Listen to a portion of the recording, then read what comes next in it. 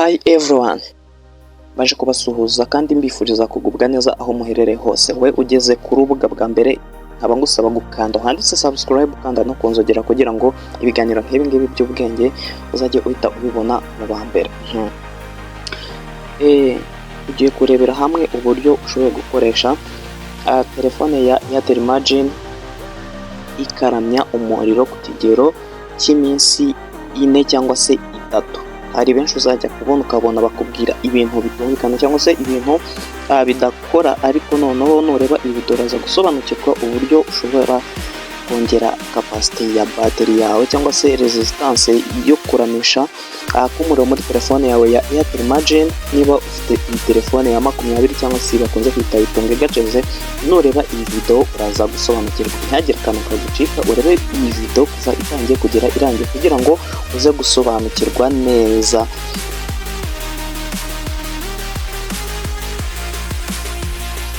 Icyo wakora kugira ngo ijye ibasha kuramisha umuriro, dore ko abenshi aricyo kibazo bagenda bahura nacyo ku bijyanye na bateri itaramesha igihe kirekire. Ariko nubona iyi video ugakurikiza ibyo tugiye kukwereka muri iyi video, bateri yawe cyangwa se telefone yawe izajya iramisha umuriro igihe kirekire.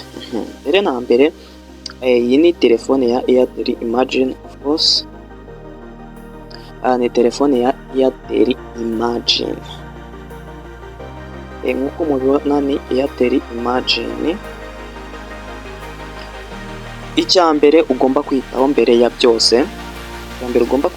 ya byose, murabizi ko iyi telefone igira ama features menshi. Iyo uscrollinze down cyangwa se ukamanura hano hejuru usangaho option nyinshi zigiye zitandukanye. Ahangaha ucanira itara, ufungura connection, aho ushakira wifi n'ibindi byinshi. Icyo ukora rero uramanura gutya ukaza ukabanza ukareba ko battery yawe iri muri battery save on. Iyo itarimo biba bimeze gutya hariho off, yaba irimo ikaba iriho on. Ibi ngibi iyo ubikoze igihe battery yamazaga ku muriro kiriyongera. Iki ni ikintu cya mbere ugomba gukora muri telefone yawe ya Airtel Imagine kugira ngo ijye iramisha umuriro. Ntazajye kubeshya ngo ufata battery ngo yigire gutya na gutya, nibwo buryo izakora mu kujya. Ikindi nanone ugomba gukora, za muri application urebe application waba uzi neza ko igira ama notification menshi, hanyuma nurangiza iyo application uze uyemezeho. Tuvuge wenda fasha urugero kuri iyi ngiyi yanditseho agasobanuye. Uhita usuza hano muri notification, uhita uza ufunge iyi notification gutya. Ubu ni uburyo bwa kabiri kandi bugomba kuzagufasha kuri application ubona ziremereye cyangwa se zinaniza telefone yawe. Banza ufunge notification muri buriya buryo. Ikindi cya gatatu cy'ingenzi cyane ugomba kwitaho cyangwa se kwibandaho ni urumuri rwa telefone yawe. Ubundi ikintu gitwara umuriro ni urumuri ndetse na network cyangwa se connection. Ibyo bintu bijya umuriro cyane kuri telefone yawe, ariko urumuri hari uburyo bwo kuba warugabanya cyangwa se ukaruringaniza ku buryo telefone yawe itazajya irya umuriro. Genda ufate wallpaper cyangwa se ifoto iriya wemeza kuri screen. Iyo foto yawe iba irimo urwijiji cyangwa se ibisa umukara itarimo urumuri rw'umweru, hanyuma aba ari ushyira kuri desktop cyangwa se kuri wallpaper. Hanyuma ibi bizagufasha kuba telefone yawe noneho yaza iramisha umuriro. Ikindi cya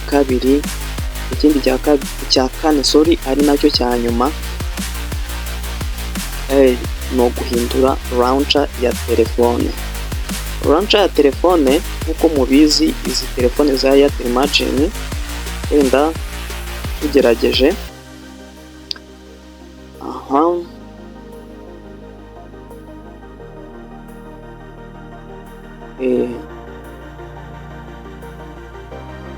murabizi ko igira launcher bita quick step. Ni launcher y'iyi telefone aho iba ifite application zimeze gutya. Application zigiye zimeze gutya.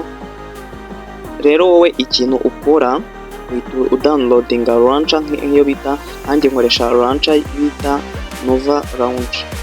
Nova Launcher urayisanga kuri Chrome cyangwa se kuri Play Store, uyidownloadinge maze uyinstalemo, hanyuma nayo izagufasha kuba telefone yawe yajya ikora neza kandi ikaramisha umuriro. Ibuka gukanda wanditse subscribe niba utarakanda, kandi no kunzogera ukande like, ukore share, usangize abandi iyi video bamenye ibyiza bategurira, bajye bahora babana natwe mu biganiro bigiye bitandukanye tugenda tubategura umunsi ku munsi. Ciao ciao.